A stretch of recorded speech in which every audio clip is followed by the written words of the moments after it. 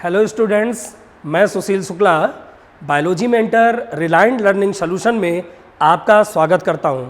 बेटा आज हम लोग बात करने जा रहे हैं ये फंडामेंटल यूनिट ऑफ लाइफ, जो आपका पहला चैप्टर है बायोलॉजी में क्लास 9th में। फंडामेंटल यूनिट ऑफ लाइफ में अभी हम लोगों ने पहले लेक्चर में देखा था कि किस प्रकार सेल या सेल को कैसे डिस्कवर्ड किया गया। आज हम लोग देखेंगे अपने लेक्चर 2 में ultra structure of eukaryotic cell. तो बेटा आपको पता है कि यूकैरियोटिक का मतलब होता है कि जिनमें वेल डेवलप्ड न्यूक्लियस, जिनमें वेल डेवलप्ड साइटोप्लाज्मिक ऑर्गेनेल, जिनमें न्यूक्लियर मेम्ब्रेन, ये सभी कुछ डेवलप है, इसका मतलब वो यूकैरियोटिक हैं। और इस यूकैरियोटिक के अंतर्गत हमें पता है कि हम लोग जानते हैं कि प्लांट्स भी आते हैं, एनिमल्स भी आते हैं, सभी प्रकार के ये हमारे यूकैरियोट्स हैं। तो चाहे प्लांट हो चाहे एनिमल हो, सभी में सेल है बेटा। और जब सेल है तो वही सेल एक फंडामेंटल यूनिट के रूप में है जिसने पूरे ह्यूमन बॉडी या जिसने पूरे एनिमल या प्लांट सेल को डेवलप किया है। तो हम लोग जरा देखते हैं कि इस ultra structure of eukaryotic cell में आखिर अगर हम सेल को डिस्क्राइब करें या सेल को डिवाइड करें तो सेल में कौन कौन से पार्ट्स हैं। तो बेटा आपको पता है, जैसे अगर हम सेल को डिस्क्राइब कर रहे हैं तो आपको पता है कि सेल में सबसे पहले होता है सेल मेम्ब्रेन। इस बेटा सेल मेम्ब्रेन को प्लाज्मा मेम्ब्रेन या प्लाज्मा लेमा भी हम लोग कहते हैं। दूसरा पार्ट होता है साइटोप्लाज्म और तीसरा पार्ट होता है न्यूक्लियस। बेटा आपको पता है जो ये सेल मेम्ब्रेन है, जिसको हम प्लाज्मा मेम्ब्रेन भी कह रहे हैं, आपको पता है कि ये सेल मेम्ब्रेन एक लिपोप्रोटीनियस है। लिपोप्रोटीनियस का मतलब क्या होता है कि जिनमें लिपिड और प्रोटीन, अर्थात दो प्रोटीन के बीच में जब एक लिपिड आती है तो उसको बोलते हैं लिपोप्रोटीनियस। तो अभी हम लोग बात करेंगे डिटेल में कि सेल मेम्ब्रेन का कैसा स्ट्रक्चर है और किस प्रकार से इसका अरेंजमेंट है। अगर हम देखें साइटोप्लाज्म को, तो आपको पता है कि साइटोप्लाज्म किसी भी सेल में, किसी भी यूकैरियोटिक सेल में अगर साइटोप्लाज्म नहीं है, इसका मतलब है कि उसके अंदर जितने भी साइटोप्लाज्मिक ऑर्गेनेल हैं वो बेटा फंक्शन नहीं करेंगे। इसका मतलब है साइटोप्लाज्म को अगर हम डिवाइड करें तो हम देखते हैं कि साइटोप्लाज्म का दो मेन पार्ट होता है। एक होता है साइटोसोल। साइटोसोल जिसको हम कह रहे हैं ए फ्लूइड पोर्शन ऑफ साइटोप्लाज्म। इसका मतलब है साइटोप्लाज्म का एक जो फ्लूइड पोर्शन है, एक लिक्विड पोर्शन है, इसको हम साइटोसोल कहते हैं। और जो दूसरा पार्ट बेटा होता है वो सेल ऑर्गेनेल्स होता है। सेल ऑर्गेनेल्स में भी बहुत सारे ऐसे ऑर्गेनेल्स हैं जो मेम्ब्रेनस बाउंड स्ट्रक्चर के रूप में हैं, और कुछ ऐसे हैं जिनमें मेम्ब्रेन नहीं है, वो भी अभी हम आपसे बात करने वाले हैं बेटा। तो जरा साइटोप्लाज्म को देखें, जिसको आप कह रहे हो ए fluid portion of cytoplasm. Cytoplasm का ये फ्लूइड पोर्शन है जिसमें आपको पता है एक तो स्टोर्ड फूड आता है। अब आपको पता है कि स्टोर्ड फूड में क्या क्या होता है, जैसे कार्बोहाइड्रेट है, जैसे प्रोटीन्स हैं, जैसे लिपिड्स हैं, ये सब क्या है, स्टोर्ड फूड है। ये लिक्विड, इसका फ्लूइड पार्ट है, उस फ्लूइड पार्ट में स्टोर्ड फूड, इस तीन रूप में स्टोर्ड फूड आप देख रहे हैं, एक कार्बोहाइड्रेट, प्रोटीन और लिपिड्स के फॉर्म में। तो जैसे अगर हम देखें कार्बोहाइड्रेट, प्रोटीन्स और लिपिड्स। लिपिड को बेटा फैट भी बोलते हैं। इसके बाद अगर हम, ये तो हमने स्टोर्ड फूड देखा, अगर अब हम पिगमेंट्स की बात करते हैं बेटा, तो आपको पता है कि पिगमेंट्स क्या है, बहुत सारे पिगमेंट्स होते हैं, जैसे लिपोक्रोम होता है, मेलानिन होता है ना। तो इस प्रकार के बहुत सारे पिगमेंट्स भी इसमें फ्लूइड पार्ट में पड़े रहते हैं। इसके बाद सिक्रीशन, सिक्रीशन में क्या होता है, बहुत सारे डाइजेस्टिव एंजाइम्स का सिक्रीशन होता है। बहुत सारे डाइजेस्टिव एंजाइम्स आपको पता है एनिमल के अंदर बहुत सारे डाइजेस्टिव एंजाइम्स होते हैं, ह्यूमन के अंदर बहुत सारे डाइजेस्टिव एंजाइम्स होते हैं, तो उसका भी सिक्रीशंस होता है। इसके बाद क्या है, क्रिस्टलाइन मटेरियल है। ये चौथा पार्ट्स होता है ए फ्लूइड पोर्शन ऑफ साइटोप्लाज्म। इसका मतलब साइटोप्लाज्म का जो पोर्शन है लिक्विड पार्ट के रूप में है, उसमें स्टोर्ड फूड मैंने बताया, कार्बोहाइड्रेट, प्रोटीन, लिपिड्स के रूप में, पिगमेंट्स बताया जिनमें मिलेनिन, लिपोक्रोम आदि और भी पिगमेंट्स हैं, सिक्रीशंस के रूप में बहुत सारे डाइजेस्टिव एंजाइम्स का सिक्रीशन और क्रिस्टलाइन मटेरियल्स होते हैं। ये तो हम बात कर रहे थे साइटोसोल की। अब बेटा अगर हम बात करें सेल ऑर्गेनेल्स की, तो आपको पता है कि सेल ऑर्गेनेल्स में मेम्ब्रेनस ऑर्गेनेल्स, इसका मतलब है बहुत सारे ऐसे ऑर्गेनेल्स हैं जिनमें मेम्ब्रेन है ऊपर से, और अगर वो मेम्ब्रेनस बाउंड स्ट्रक्चर है तभी हम उसको ऑर्गेनेल्स कह रहे हैं बेटा। तो मेम्ब्रेनस बाउंड स्ट्रक्चर में जैसे आपने देखा माइटोकॉन्ड्रिया है, गोल्जी बॉडीज है, एंडोप्लाज्मिक रेटिकुलम है, प्लाज्मा मेम्ब्रेन है, ये सब क्या है, ये मेम्ब्रेनस बाउंड है, तो वो क्या है, ऑर्गेनेल्स है। इसके अलावा बहुत सारे ऐसे होते हैं जिनमें मेम्ब्रेनस नहीं होती, तो वो क्या है, cytoplasmic RNA, centrosome, filaments, tubules और फिब्रिल। बेटा एक ऐसा होता है जो मेम्ब्रेनस लेस स्ट्रक्चर भी होता है, जिसको आपने देखा राइबोसोम। राइबोसोम एक ऐसा है जिनमें किसी प्रकार की कोई मेम्ब्रेन नहीं होती, अर्थात वो मेम्ब्रेनस लेस स्ट्रक्चर है, उसमें कोई भी मेम्ब्रेन नहीं पाई जाती राइबोसोम में। तो ये तो हमने अभी बात की आपसे कि साइटोसोल और सेल ऑर्गेनेल्स की। बहुत सारे ऐसे सेल ऑर्गेनेल्स हैं जिनमें एक मेम्ब्रेन है, उसको यूनिट मेम्ब्रेन कह रहे हैं, जो सिंगल लेयर है। बहुत सारे ऐसे हैं जो डबल मेम्ब्रेन से कवर्ड है ना, जैसे माइटोकॉन्ड्रिया। माइटोकॉन्ड्रिया क्या है, डबल मेम्ब्रेनस है। क्लोरोप्लास्ट को आप देख लें कैसा है, डबल मेम्ब्रेनस है, तो वो क्या है, मेम्ब्रेनस, उसमें मेम्ब्रेन है। तो बहुत सारे ऐसे ऑर्गेनेल हैं जिनमें सिंगल लेयर होती है, बहुत सारे ऐसे होते हैं बेटा जो डबल मेम्ब्रेन से कवर्ड होते हैं। इसके बाद अगर हम बात करें कि इसी साइटोप्लाज्म में एक पार्ट होता है वैक्यूल्स का। आपको पता है कि वैक्यूल्स को रिक्तिका बोलते हैं, और वैक्यूल्स के टू पार्ट्स हैं, एक तो वैक्यूलर सैप होता है और एक टोनोप्लास्ट होता है। बेटा अगर हम आपको जैसे दिखाएं कि मान लीजिए ये हमारा एक सेल है इस प्रकार से,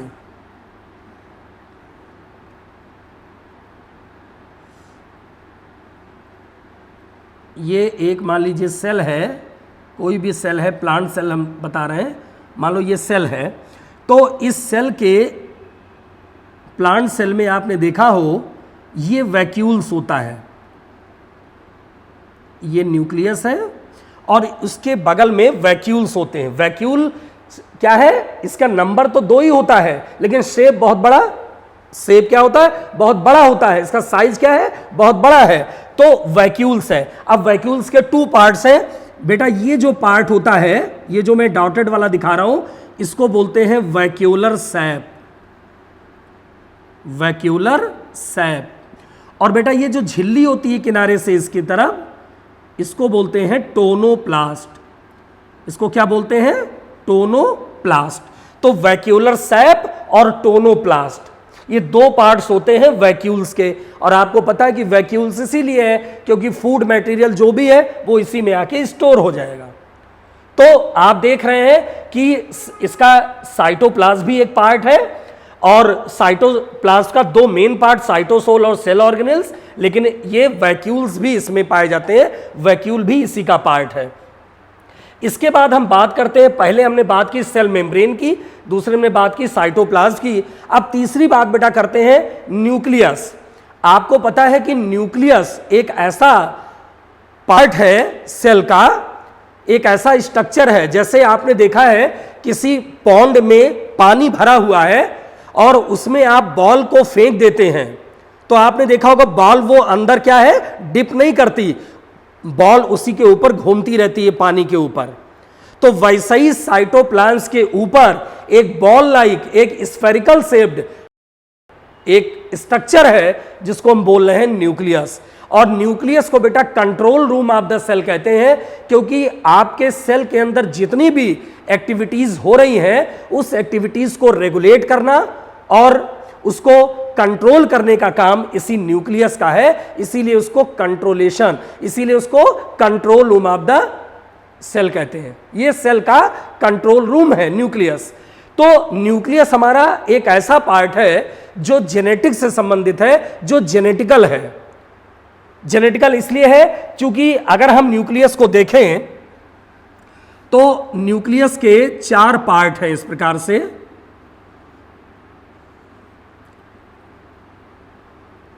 ये अगर हम ऐसे आपको दिखाएं तो न्यूक्लियस के 4 पार्ट हैं। ये इस प्रकार से, ये इसको बोलते हैं न्यूक्लियर पोर।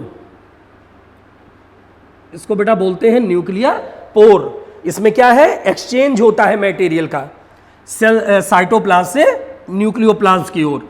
तो क्या है, न्यूक्लियर पोर है और अंदर की ओर ये होता है न्यूक्लियोलस। क्या होता है, न्यूक्लियोलस। अंदर फ्लूइड पड़ा होता है, इसको क्या बोलते हैं बेटा, न्यूक्लियोप्लाज्म। इसको क्या बोलते हैं, न्यूक्लियोप्लाज्म। और एक थ्रेड लाइक स्ट्रक्चर ऐसे पड़ा होता है अंदर की ओर, इसको बोलते हैं क्रोमैटिन नेटवर्क।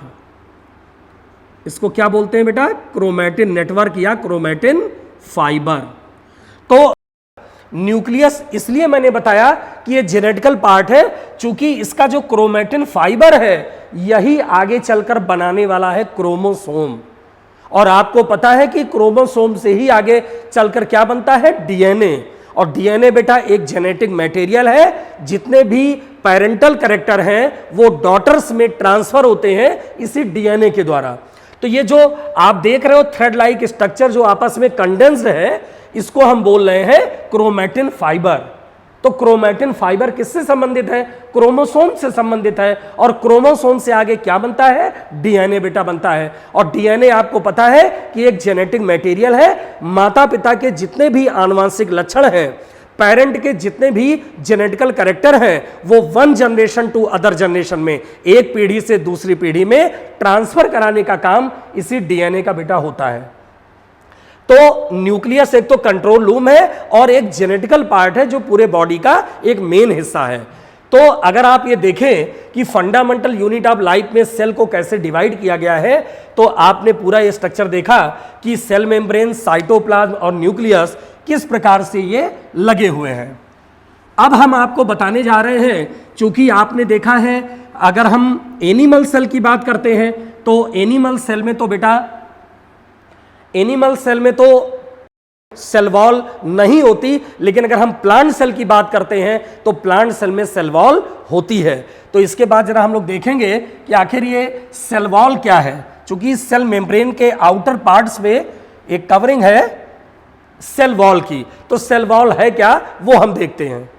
तो बेटा अब जरा हम बात करते हैं ultra structure of a complex eukaryotic cell की। तो अगर हम कॉम्प्लेक्स यूकैरियोटिक सेल को देखें, हमने बताया कि यूकैरियोटिक सेल में प्लांट सेल भी है और एनिमल सेल भी है। तो प्लांट सेल एनिमल सेल को अगर हम देख रहे हैं इस प्रकार से, ये प्लांट सेल है, वो एनिमल सेल है।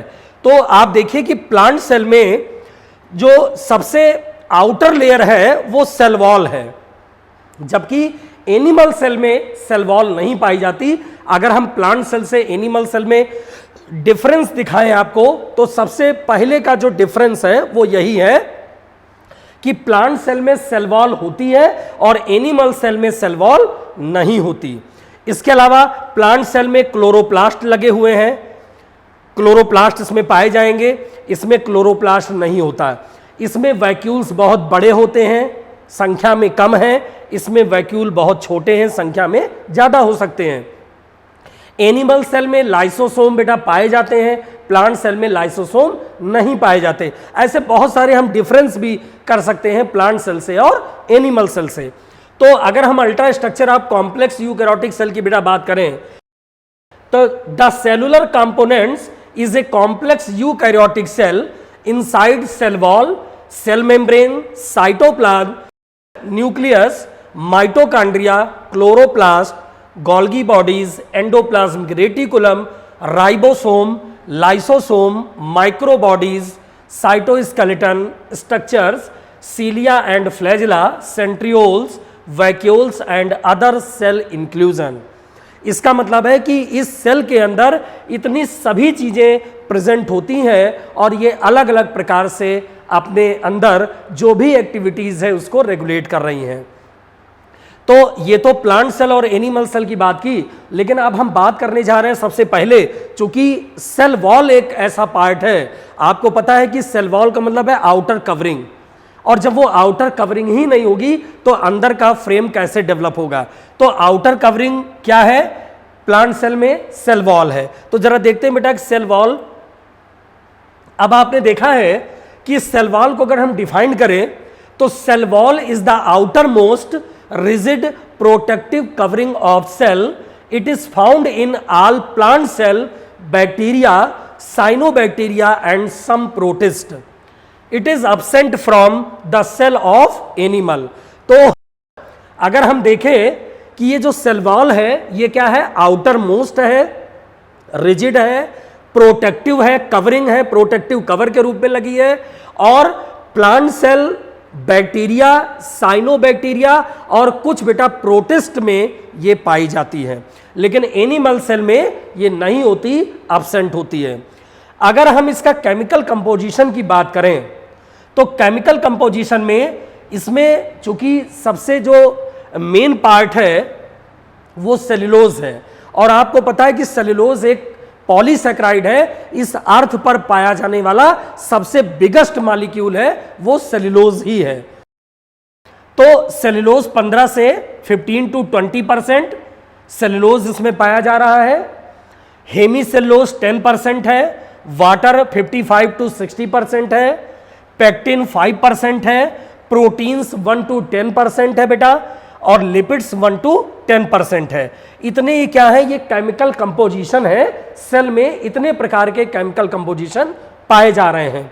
और अगर हम देखें स्ट्रक्चर ऑफ सेल वॉल को तो आपको पता है कि सेल वॉल कोई एक नहीं होती, सेल वॉल के लेयर होते हैं। एक प्राइमरी लेयर होती है, एक सेकेंडरी लेयर होती है, और प्राइमरी और सेकेंडरी लेयर को आपस में ज्वाइंट करने वाला एक मटेरियल है जिसको बोलते हैं मिडिल लैमेला। मिडिल लैमेला क्या है? It is a thin layer which is present between the cell wall of two adjacent cell. Chemically it is made of calcium pectate. बेटा सेल वॉल की जो कवर है, प्राइमरी और secondary जो आप wall देख रहे हैं ये बनी हुई है, इसमें सबसे ये जो बाहरी आप देख रहे हो इसको बोलते हैं मिडिल लैमेला, और ये एक सीमेंट जैसा मटेरियल होता है, इसी के द्वारा हमारी जो लेयर्स होती हैं वो आपस में जुड़ी होती हैं। तो जैसे अगर हम बात करें कि इस प्रकार से ये मान लीजिए इस प्रकार से सेल है, तो ये तो बेटा आगे का क्या, ये जो हिस्सा है आपका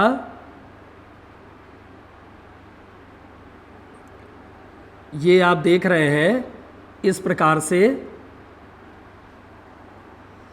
इसको बोलते हैं मिडिल लैमेला। क्या बोलते हैं? Middle lamella. ये मिडिल लैमेला है, और जो आउटर लेयर है इसको बोलते हैं प्राइमरी सेल वॉल। इसको क्या बोलते हैं? Primary cell wall. इसके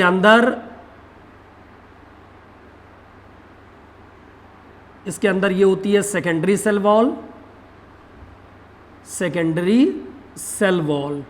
और बेटा ये सेकेंडरी सेल वॉल भी अलग अलग लेयर्स में है, S1 है, S2 है, S3 है, अलग अलग लेयर्स आप देख रहे हैं। देखिए 1 2 3, ये 3 लेयर्स में होती है सेकेंडरी। ये सेकेंडरी जो वॉल होती है वो 3 लेयर्स में होती है, S1, S2 और S3। तो ये जो लेयर होती है अंदर से ये 3 पार्ट्स में होती है, ऐसे ऐसे।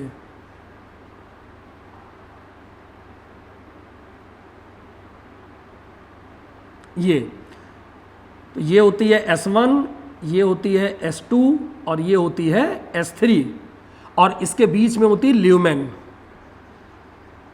ये ल्यूमेन होता है। तो इस प्रकार से अगर हम देखें तो स्ट्रक्चर ऑफ सेल वॉल में प्राइमरी वॉल जो आप देख रहे हैं, इसके बाद जो सेकेंडरी वॉल है वो क्या है, S1, S2 और S3। इसका मतलब बेटा ये जो सेकेंडरी वॉल है ये 3 लेयर्स में है। आप देख रहे हो 3 लेयर्स, अभी मैंने दिखाया आपको, और तीनों लेयर को आपस में जो जोड़ने वाला, जो ऐड करने वाला एक सीमेंट जैसा मटेरियल है जिसको आप बोलते हो मिडिल लैमेला। ये याद रखिएगा, मिडिल लैमेला एक सीमेंट जैसा मटेरियल है, कैल्शियम पेक्टेट का बना होता है, जिसके द्वारा ये वॉल आपस में ऐड होती है, आपस में जुड़ती है। तो अभी तक हमने देखा कि जो प्लांट सेल है या बैक्टीरिया में, साइनोबैक्टीरिया में, कुछ प्रोटिस्ट में जो हमारा सेल वॉल है, उस सेल वॉल में कंपोजिशन के रूप में सेलुलोज है, हेमीसेलुलोज है, वाटर है, पेक्टिन है, प्रोटीन्स हैं और लिपिड्स लगे हुए हैं। इसके अलावा इसकी अलग अलग वॉल को भी मैंने देखा, प्राइमरी सेकेंडरी वॉल है अलग अलग लेयर्स में, और जो मिडिल लैमेला है वो इस लेयर को आपस में जोड़ने का काम कर रहा है। तो ये तो हमने आपसे बात की कि कैसे सेल वॉल का स्ट्रक्चर है, इसको आपने देखा अभी तक। अब बेटा हम बात करते हैं सेल वॉल के बाद, अगला है सेल मेम्ब्रेन या प्लाज्मा मेम्ब्रेन। बेटा आपको पता है कि सेल मेम्ब्रेन या प्लाज्मा मेम्ब्रेन एक ये लिपोप्रोटीनियस मेम्ब्रेन है। चूंकि सेल मेम्ब्रेन जो बनी होती है वो प्रोटीन और लिपिड की ही बनी होती है। आपको बेटा पता है कि प्रोटीन की 2 लेयर होती है और बीच में जो लिपिड है वो बाइलेयर्स के रूप में होती है। सेल मेम्ब्रेन और biological membrane are the limiting boundaries of the cells and their components. अगर इसके हम देखें कि ये एक बायोलॉजिकल मेम्ब्रेन है बाउंड्रीज के रूप में, और इसमें बहुत सारे इस प्रकार के कंपोनेंट्स हैं। अगर इसके हम केमिकल कंपोजिशन की बात करें बेटा, तो all cell membranes are composed of lipid and proteins. Lipid are about, किसी भी सेल मेम्ब्रेन में अगर हम देखें तो उसमें जो लिपिड्स होती है वो 30 to 40% होती है, जबकि बेटा प्रोटीन्स जो होती है वो 60 to 70% होती है। इसकी हम बात कर रहे हैं किसकी, सेल मेम्ब्रेन की। तो चूंकि सेल मेम्ब्रेन प्रोटीन और लिपिड्स से ही मिलकर बना है। अब अगर हम देखें, चूंकि ये लिपोप्रोटीनियस मॉडल है, अब लिपोप्रोटीनियस मॉडल में अलग अलग प्रकार के अलग अलग साइंटिस्ट ने अपने मॉडल प्रस्तुत किए हैं। रॉबर्टसन ने अलग किया है, डेनियल ने अलग किया है, सिंगर एंड निकोलसन ने अलग किया है। तो अगर हम देखें रॉबर्टसन का, अगर हम यूनिट मेम्ब्रेन मॉडल देखें बेटा, तो आपको पता है कि जैसे सबसे ऊपर की ओर हम आपको दिखा रहे हैं, ये सबसे ऊपर की ओर हमारी प्रोटीन की लेयर है, नीचे की ओर भी हमारी प्रोटीन की इस प्रकार लेयर होती है, और बीच में इस प्रकार ये लिपिड होता है।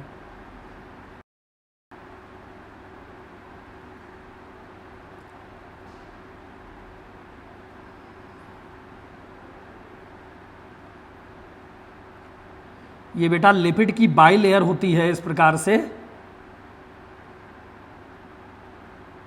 ये पूरी बाई लेयर लिपिड यहां तक फैली होगी, और आप देख रहे हैं कि ये भी क्या है, ऊपर की प्रोटीन है अपर लेयर, और नीचे भी इसकी क्या है, ये भी प्रोटीन की लेयर है, और बीच में ये फास्फोलिपिड है, फास्फोलिपिड पाई जा रही है बाई लेयर के रूप में। इसका मतलब है कि 2 प्रोटीन के बीच में अगर ये लिपिड है तो वो क्या है, लिपोप्रोटीनियस है। 2 प्रोटीन के बीच में एक कभी भी लिपिड आएगी तो वो लिपोप्रोटीनियस, वो सैंडविच मॉडल हो जाएगा। और अगर इसकी पूरी थिकनेस हम देखें तो बेटा इसकी पूरी थिकनेस 75 एंगस्ट्रॉम होती है, जबकि इसमें ऊपर की जो प्रोटीन की थिकनेस है वो 20 एंगस्ट्रॉम है, नीचे भी प्रोटीन की जो थिकनेस है वो भी क्या है, 20 एंगस्ट्रॉम है, और मिडिल में जो लिपिड की है थिकनेस वो बेटा 35 एंगस्ट्रॉम है। इसका मतलब पूरा जो प्लाज्मा मेम्ब्रेन का मॉडल है वो 75 एंगस्ट्रॉम है, जिसमें अपर जो प्रोटीन की लेयर वो 20 एंगस्ट्रॉम, लोअर जो प्रोटीन के लेयर वो भी 20 एंगस्ट्रॉम, और मिडिल में जो लिपिड्स की बाई लेयर है वो 35 एंगस्ट्रॉम। इसका मतलब है कि रॉबर्टसन ने जब यूनिट मेम्ब्रेन मॉडल देखा तो उसमें आप देख रहे हैं कि लिपिड की बाई लेयर इस प्रकार से दिखाई पड़ रही है पूरे स्तर में, और नीचे प्रोटीन ऊपर प्रोटीन। इस प्रकार से हम देखते हैं ये रॉबर्टसन का यूनिट मेम्ब्रेन मॉडल है। और आपको पता है कि जो भी यूनिट मेम्ब्रेन मॉडल या फ्लूइड मोज़ेक मॉडल जो भी होते हैं, आपने देखा है कि वो कैसे होते हैं। चूंकि सेल मेम्ब्रेन एक हमारी सेलेक्टिवली मेम्ब्रेन है, एक सेलेक्टिवली परमेबल मेम्ब्रेन है, और सेलेक्टिवली परमेबल मेम्ब्रेन है तो आपको पता है कि उसमें बहुत सारी एक्टिविटीज़ हैं, बहुत सारी उसमें एक्टिविटीज़ हैं, पैसिव भी है, एक्टिव भी है, बहुत सारी एक्टिविटीज़ उसमें रेगुलेट होती हैं। तो ये तो हमने बात किया रॉबर्टसन का यूनिट मेम्ब्रेन मॉडल। अब इसी प्रकार आप देख रहे हो कि सिंगर एंड निकोलसन ने अपना फ्लूइड मोज़ेक मॉडल भी दिया है, और फ्लूइड मोज़ेक मॉडल में दो प्रकार की प्रोटीन होती है, एक एक्सट्रिंसिक प्रोटीन, एक इंट्रिंसिक प्रोटीन होती है। इसके अलावा ग्लाइकोप्रोटीन्स भी होते हैं, लिपिड्स भी होती है इसमें, और पूरी फास्फोलिपिड्स की बाई लेयर इसमें भी लगी है, और दोनों प्रोटीन इसमें भी लगी होती है। तो ये फ्लूइड के है, जैसे किसी मोज़ेक के दाने फर्श पे उभरे रहते हैं, उसी प्रकार इसमें वो प्रोटीन आपस में उभरी हुई दिखाई पड़ती है, इसीलिए इसको हम बोलते हैं फ्लूइड मोज़ेक मॉडल। तो ये भी बेटा कैसा है, ये भी लिपोप्रोटीनियस है, दो प्रोटीन के बीच में इसमें भी लिपिड की बाई लेयर है। इसके अलावा ग्लाइकोलिपिड्स, कुछ कार्बोहाइड्रेट के कंटेंट्स, फास्फोलिपिड, ये सब चीज़ें इसमें भी पाई जाती हैं। तो ये तो हमने बात किया कि सेल मेम्ब्रेन या प्लाज्मा मेम्ब्रेन जो एक सेलेक्टिवली परमेबल मेम्ब्रेन के रूप में काम कर रही है। अब बेटा अगर हम बात करें सेल मेम्ब्रेन या प्लाज्मा मेम्ब्रेन की हम बात करें, क्योंकि हम ये कह रहे हैं कि ये जो हमारी सेल मेम्ब्रेन या प्लाज्मा मेम्ब्रेन है ये सेलेक्टिवली परमेबल मेम्ब्रेन है, तो आप देखो अगर इसका फंक्शन, तो plasma membrane is selectively permeable membrane which regulates the exchange of material between the cytoplasmic and extracellular fluid to maintain ये homeostasis। ये एक selectively permeable membrane है और मटेरियल को एक्सचेंज कराने का काम करती है साइटोप्लाज्म से ईसीएफ में, और जो हमारे होम्योस्टेसिस के रूप में मेंटेन करती है बॉडी को। तो इस प्रकार से हम देख रहे हैं कि प्लाज्मा मेम्ब्रेन एक सेलेक्टिवली परमेबल मेम्ब्रेन है। Selective permeability of plasma membrane depends upon a number of mechanism which are divided into two categories. अब ये जो सेलेक्टिवली प्लाज्मा मेम्ब्रेन है बेटा, ये क्या है, हमारी दो प्रोसेस के रूप में चल रही है, एक पैसिव प्रोसेस के रूप में, एक एक्टिव प्रोसेस के रूप में। अब आपको पता है कि पैसिव प्रोसेस क्या है, चूंकि सेल मेम्ब्रेन की हम बात कर रहे हैं, तो सेल मेम्ब्रेन में जो पैसिव प्रोसेस है उसमें आप देख रहे हो तीन प्रोसेस हैं, एक तो डिफ्यूजन है, एक फैसिलिटेटेड डिफ्यूजन है, और एक ऑस्मोसिस की प्रोसेस है। बेटा डिफ्यूजन का मतलब क्या है, जैसे मान लीजिए हम एक बॉटल में अमोनिया गैस को भर दें और बॉटल को खोलें, तो क्या होगा कि उस अमोनिया गैस के जितने भी कंटेंट होंगे वो धीरे धीरे रूम में फैल जाएंगे, है ना। तो क्या हो गया, वो डिफ्यूजन हो गया। इसका मतलब वो पार्टिकल हमारे पूरे चारों तरफ फैलते जा रहे हैं। इसी प्रकार जैसे आपने अगरबत्ती को जलाते हैं आप, उसकी फ्लेम, उसकी स्मोक निकलती है, धुआं निकल रहा है, तो उसके अंदर जितने भी पार्टिकल हैं वो पूरे फैल जाएंगे। या हम डिओड्रेंट लगाते हैं, डिओड्रेंट को स्प्रे करते हैं, उसके जितने भी कंटेंट मॉलिक्यूल्स हैं अंदर के वो धीरे धीरे क्या होंगे, फैल जाएंगे। तो ये क्या है, ये पैसिव प्रोसेस है जिसको हम डिफ्यूजन बोलते हैं। दूसरा होता है फैसिलिटेटेड डिफ्यूजन। फैसिलिटेटेड डिफ्यूजन का मतलब क्या है कि कोई एक बायोलॉजिकल मेम्ब्रेन है, उस बायोलॉजिकल मेम्ब्रेन से कोई भी कंटेंट या कोई भी आयंस हमारा अंदर की ओर चला जाए, सेल प्लाज्मा मेम्ब्रेन के अंदर की ओर चला जाए, सेल के अंदर की ओर चला जाए, तो क्या है, फैसिलिटेटेड डिफ्यूजन बोलते हैं उसको। जैसे आपने देखा है कि प्लाज्मा मेम्ब्रेन में एक्सटेंसिव प्रोटीन होती है, वो एक बायोलॉजिकल क्या है, एक मेम्ब्रेन है ऊपर, एक्सटेंसिव प्रोटीन, उससे अगर छन कर कोई पार्ट हमारा अंदर की ओर आता है तो उसको बोलते हैं फैसिलिटेटेड डिफ्यूजन। और जो तीसरा होता है ऑस्मोसिस।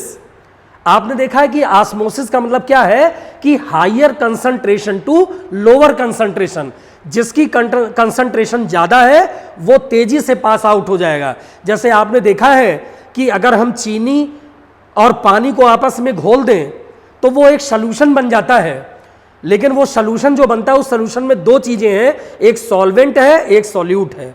और इस ऑस्मोसिस एक ऐसी प्रोसेस है जिसमें एक मेम्ब्रेन होती है, सेमी परमेबल मेम्ब्रेन, अर्धपारगम्य झिल्ली। तो अगर अर्धपारगम्य झिल्ली हम बीच में लगा दें और उससे हम कोई भी सॉल्यूशन को हम डालें तो उसमें सॉल्यूट भी है सॉल्वेंट भी है, लेकिन सॉल्वेंट का हमारा कंसंट्रेशन ज्यादा होगा, सांद्रता ज्यादा होगी, वो तेजी से छनकर निकल आएगा। और जो हमारा चीनी है सॉल्यूट, वो क्या है, वो गाढ़ा मटेरियल है, उसकी कंसंट्रेशन उतनी नहीं है, वो वहीं पर रुक जाएगा।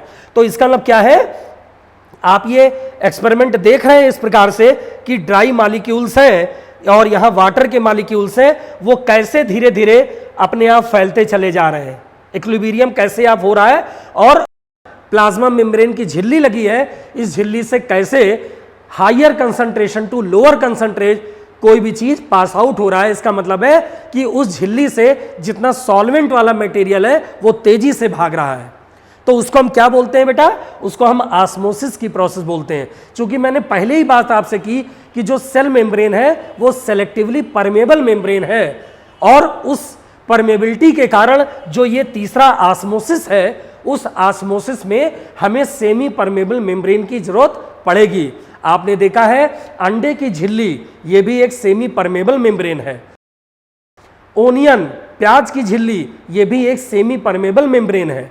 तो ये क्या है, परमेबिलिटी कर रही है। अगर बीच से इसको हम लगा दें और कोई भी हम सॉल्यूशन को डालें तो उस सॉल्यूशन के सॉल्वेंट तो तेजी से निकल जाएगा, लेकिन सॉल्यूट वहीं पर रह जाएगा, क्योंकि उसकी कंसंट्रेशन सॉल्वेंट की ज्यादा है। इसीलिए हम ये डिफाइन करते हैं ऑस्मोसिस में कि higher concentration to lower concentration, और अधिक सांद्रता से कम सांद्रता की ओर जो विलयन का प्रवाह है उसी को हम ऑस्मोसिस कहते हैं बेटा। तो ये जो हमारा पैसिव प्रोसेस है ये तीन चीजों में डिवाइड है, एक डिफ्यूजन के रूप में, एक फैसिलिटेटेड डिफ्यूजन के रूप में, और एक बेटा ऑस्मोसिस के रूप में। तो ये तो मैंने बात की पैसिव प्रोसेस की। अब अगर हम एक्टिव प्रोसेस को देखें, अब एक्टिव प्रोसेस में क्या होता है कि प्लाज्मा मेम्ब्रेन की जो एक्टिव प्रोसेस है उसमें भी तीन प्रोसेस आप देख रहे हैं। एक तो एक्टिव ट्रांसपोर्ट। एक्टिव ट्रांसपोर्ट क्या होता है, कंसंट्रेशन ग्रेडियंट के अपोजिट कोई भी मॉलिक्यूल या आयंस अगर वो ट्रांसपोर्ट हो रहे हैं तो उसको बेटा बोलते हैं एक्टिव ट्रांसपोर्ट, है ना। कंसंट्रेशन ग्रेडियंट के अपोजिट कोई भी आयंस या मॉलिक्यूल अगर वो ट्रांसपोर्ट होते हैं हमारे सेल में, सेल मेम्ब्रेन से सेल में अगर ट्रांसपोर्ट हो रहा है कंसंट्रेशन ग्रेडियंट के अपोजिट कोई भी मॉलिक्यूल या आयंस, तो उसको बेटा बोलते हैं एक्टिव ट्रांसपोर्ट।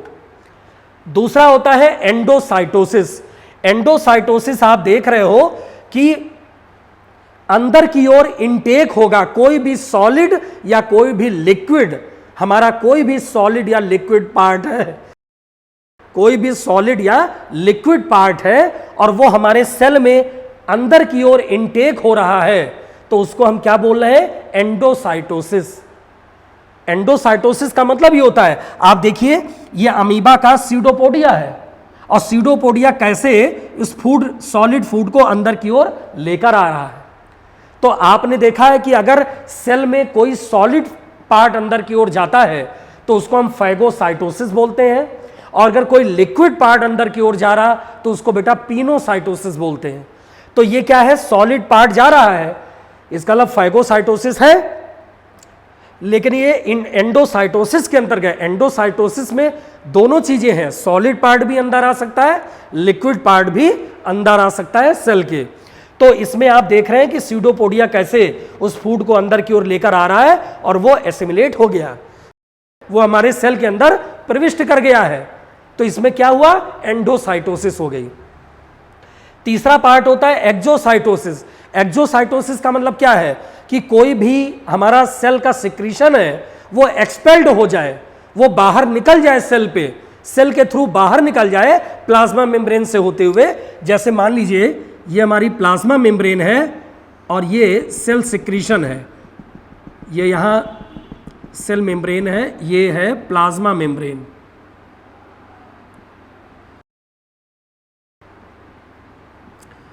ये क्या है? सेल सिक्रीशन है।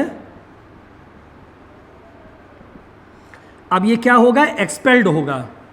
तो एक्सपेल्ड होगा तो ये आप देख रहे हो कि ये हमारा पूरा वैक्यूल्स क्या होगा कि आके प्लाज्मा मेम्ब्रेन पे सट जाएगा। प्लाज्मा मेम्ब्रेन पे क्या हुआ? सट गया। ये सेल सिक्रीशन है अंदर की ओर।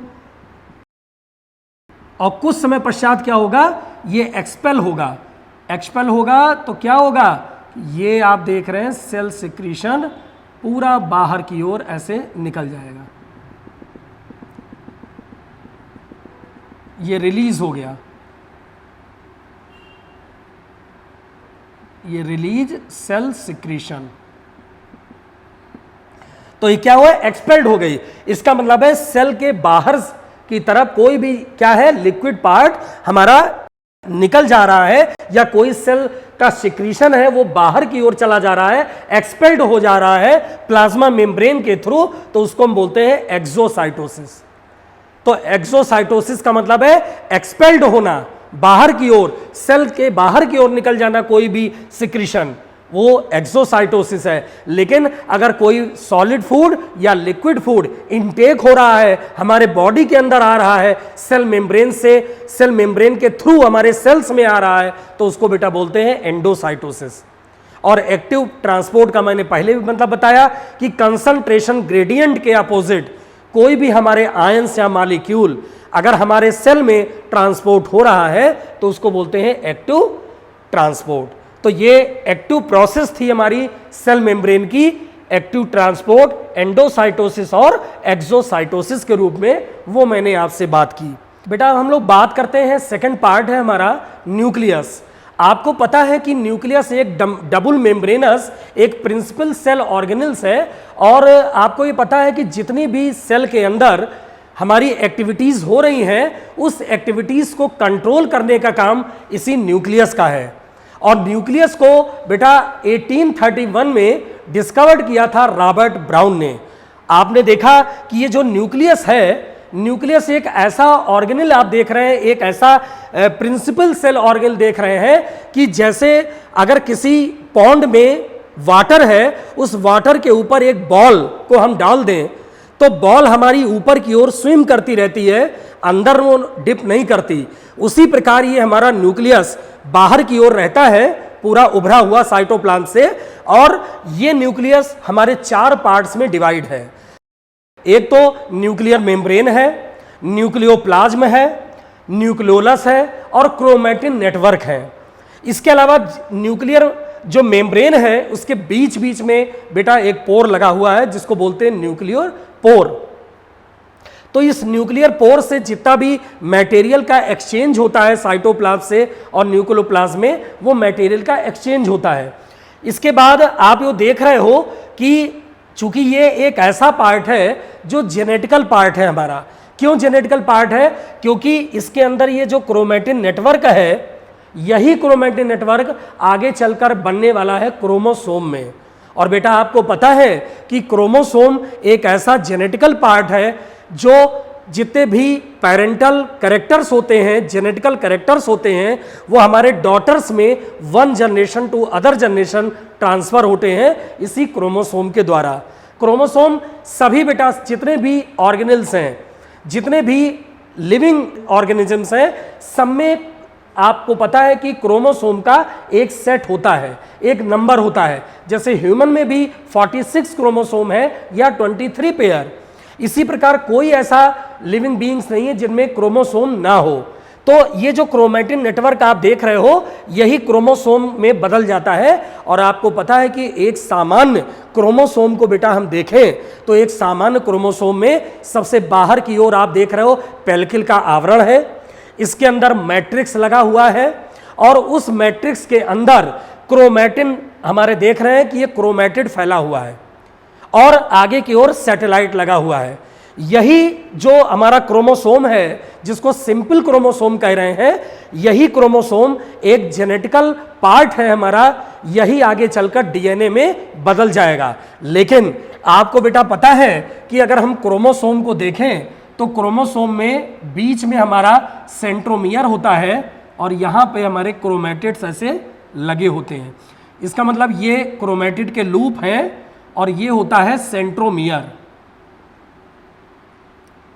सेंट्रोमियर मिडिल एक पॉइंट होता है जिससे हमारा दोनों लूप या क्रोमैटिड लगे होते हैं। तो बेटा इसी सेंट्रोमियर के आधार पे क्रोमोसोम बहुत सारे होते हैं, मेटासेंट्रिक, सब मेटासेंट्रिक, एक्रोसेंट्रिक, टीलोसेंट्रिक, बहुत सारे क्रोमोसोम हमारे होते हैं। तो अगर हम देखें कि सेंट्रोमियर के आधार पे क्रोमोसोम कैसे हैं, तो आप देख रहे हो कि ये है मेटासेंट्रिक। इस मेटासेंट्रिक में आप देखोगे कि सेंट्रोमियर के दोनों तरफ समान मात्रा में आप देख रहे हो हमारे क्रोमैटिड लगे हुए हैं। इसको बोलते हैं मेटासेंट्रिक। एक होता है सब मेटासेंट्रिक। सब मेटासेंट्रिक में जो सेंट्रोमियर है उसके ऊपर वाला लूप थोड़ा छोटा है और नीचे वाला लूप बड़ा हुआ है। एक होता है एक्रोसेंट्रिक। एक्रोसेंट्रिक में ऐसा क्रोमोसोम जिसमें सेंट्रोमियर के ऊपर की तरफ दोनों लूप हमारे छोटे हैं और नीचे के लूप बड़े हैं। इसके बाद लास्ट होता है टीलोसेंट्रिक। टीलोसेंट्रिक एक ऐसा बेटा क्रोमोसोम है जो उल्टे वी शेप्ड का होता है, जिसमें सेंट्रोमियर में दोनों लूप नीचे की ओर मुड़े होते हैं, ऊपर की तरफ कोई भी हमारा क्रोमैटिड का लूप नहीं होता। तो अगर हम ये देखें कि सेंट्रोमियर, तो सेंट्रोमियर के आधार पे बहुत सारे क्रोमोसोम हैं, लेकिन आपने देखा है कि यही जो क्रोमोसोम आप जो देख रहे हो जो कंडेंस्ड फॉर्म में लगा हुआ है और ये आपस में कैसे सुपर कॉइलिंग होता जा रहा है, इस सुपर कॉइलिंग के अंदर बहुत सारे न्यूक्लियोसोम लगे हैं। और न्यूक्लियोसोम के अंदर क्या होता है बेटा, उसके अंदर हिस्टोन प्रोटीन होती है।